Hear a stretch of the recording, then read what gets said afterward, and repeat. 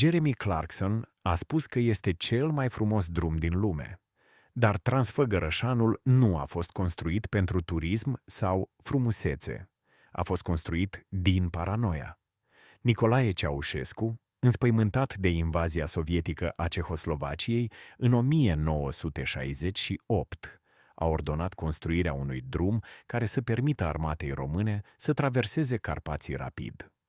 8 ani de muncă, 10.000 de militari și muncitori, 3,5 milioane de kilograme de dinamită și un drum de 90 de kilometri la altitudini de până la 2040 și 2 de metri. Transfăgărășanul trece prin tuneluri de stâncă pe marginea prăpastiei, peste viaducte înguste și pe lângă lacul glaciar Bâlea, înconjurat de vârfuri de peste 2500 de metri.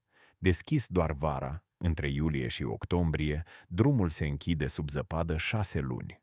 Nu există în România un loc care concentreze mai mult ingeniozitate umană, natură sălbatică, un trecut traumatic și o priveliște care te lasă fără cuvinte. Trebuie să îl parcurgi odată în viață.